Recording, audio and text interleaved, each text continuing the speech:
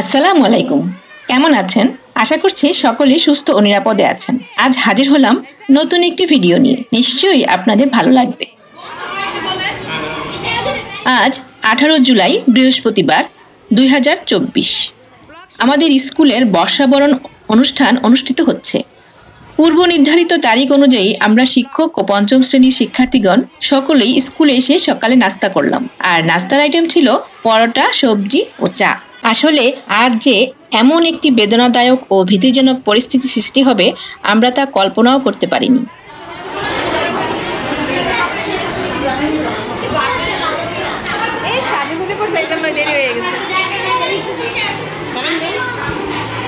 ওয়ালাইকুম আসসালাম। ভালো আছো বাবা?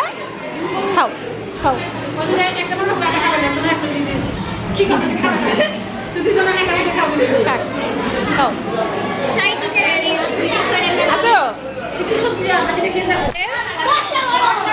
বর্ষা পড়নে তো বর্ষাই নেই, বৃষ্টিই নেই, আছে কড়া রোদ।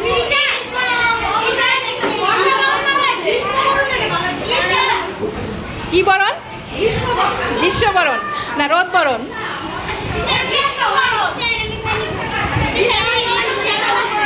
ইউটিউব চ্যানেল ওরা জানে। ইউটিউব চ্যানেলের নাম কি?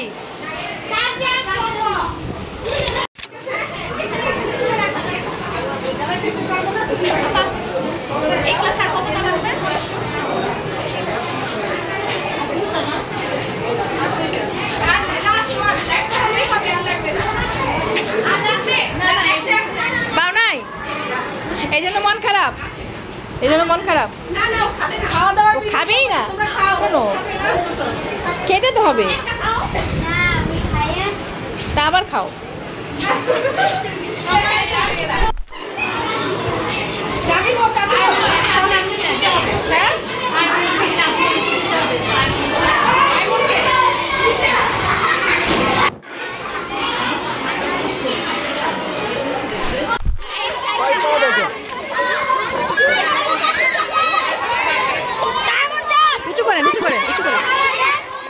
আমাদের পঞ্চম শ্রেণীর শিক্ষার্থীদের প্রতি বছর যে বর্ষাবরণ অনুষ্ঠান হয় তা তো ওরা জানে, তাই ওরা অপেক্ষায় ছিল কবে ওদের অনুষ্ঠান হবে। 15 জুলাই ওদের মডেল টেস্ট শেষ হয়, তো ওদের ইচ্ছা অনুযায়ী বর্ষাবরণের অনুষ্ঠানের আয়োজন করা হয়। আসলে আমি বলতে চাচ্ছি এই মাসে আমাদের দেশের রাজনৈতিক পরিস্থিতি বেশি একটা ভালো ছিল না। কোটা বিরোধী আন্দোলন হচ্ছিল সারা দেশে, কিন্তু কিছু ছাত্র জনতার মৃত্যুর ঘটনা সারা দেশের মানুষকে ভাবিয়ে তুলছিল। 18 জুলাই বৃহস্পতিবার আমরা কিন্তু কোনো সাংস্কৃতিক অনুষ্ঠান রাখিনি। আমরা চাচ্ছিলাম তাড়াতাড়ি অনুষ্ঠান শেষ করতে, সে অনুযায়ী সব হচ্ছিল। বর্ষাবরণ অনুষ্ঠানে সব সময় খাওয়া দাওয়ার পাশাপাশি একটি আকর্ষণ হচ্ছে বৃষ্টিতে ভেজা, কিন্তু ওই দিন বৃষ্টির তো কোনো চিহ্নই নেই, তাই ওদের কৃত্রিম বৃষ্টিতে ভেজানো হচ্ছিল। আমরা চাচ্ছিলাম না ওরা পুকুরে নামুক, কিন্তু ওদের মন ভরছিল না এই কৃত্রিম বৃষ্টিতে, তাই ওদের শেষ পর্যন্ত পানিতে নামানো হলো। অবশ্য সবাই নামেনি, কেউ কেউ পানিতে নেমেছিল।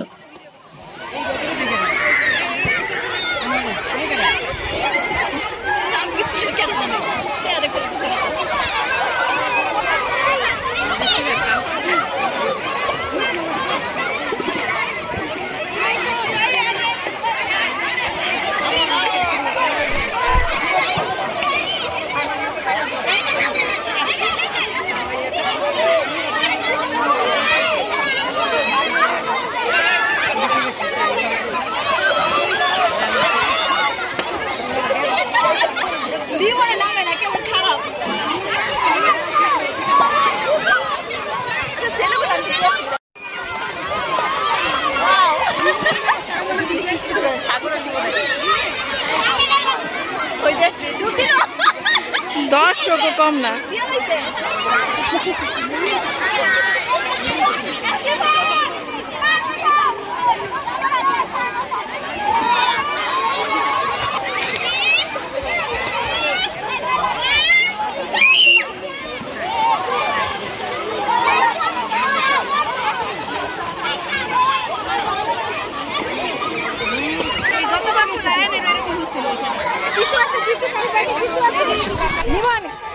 লিমন ঘাসটা চাপায় দাও, ঘাস চাপায় মুখে দাও, চাপ দাও। বুসা বুসা ঘাস উঠে নিয়ে এসো, পরিষ্কার দেখে ঘাস উঠে নিয়ে এসো। ঘাস ধুয়ে মুখে চাপায় তারপর ঘাস নিয়ে চাপা ধরবা। হ্যাঁ, এটা ভালো।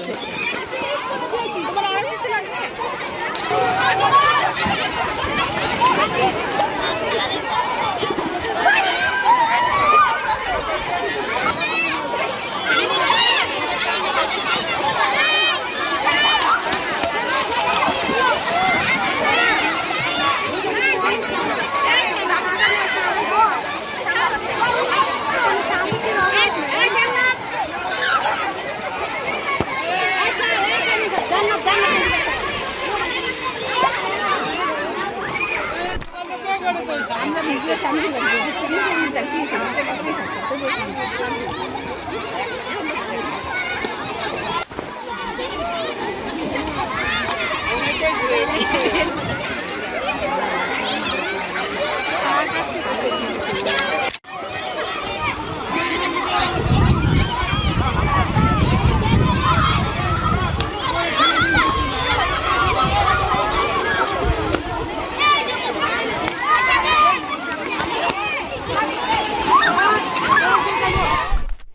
শিক্ষার্থীদের খাওয়া দাওয়া শেষ। এরপরে যখন আমরা টিচাররা খাওয়া দাওয়া শুরু করলাম, তখন আমরা ইন্টারনেটের মাধ্যমে আন্দোলনকারীদের মৃত্যুর খবর পাচ্ছিলাম, যার জন্য আমরা দ্রুত শিক্ষার্থীদের নিয়ে স্কুল ত্যাগ করি। এরপর এই 18 তারিখের পর আমাদের দেশের পরিস্থিতি কি হয় তা তো সবাই জানি। 16 বছরের ক্ষমতা ছেড়ে প্রধানমন্ত্রী 5 আগস্ট দেশ ছাড়তে বাধ্য হয়। এরপর দেশে অন্তর্বর্তীকালীন সরকার হিসাবে নোবেল বিজয়ী ডক্টর ইউনূস দায়িত্ব নেন। জানি না ভবিষ্যতে কি হয়, তবে আমরা শান্তিপূর্ণ দেশ চাই। আমরা সাধারণ মানুষ নিরাপদে ও সুস্থ সুন্দরভাবে বসবাস করতে চাই। আসলে দেশের পরিস্থিতি ও বিভিন্ন ব্যস্ততার কারণে ভিডিওটি দিতে দেরি হলো, এজন্য আমি আন্তরিকভাবে দুঃখিত। আশা করি ভিডিওটি আপনাদের ভালো লেগেছে। আপনারা আমাদের শিক্ষার্থীদের জন্য দোয়া করবেন, ওরা যেন নিরাপদে বাস করতে পারে এবং নিজেদের আদর্শবান মানুষ হিসেবে গড়ে তুলে দেশ ও জাতির উপকার করতে পারে।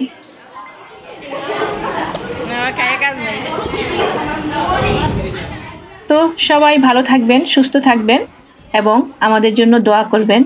আবার কথা হবে পরবর্তী ভিডিওতে। আল্লাহ হাফেজ। দুই বন্ধু একসাথে।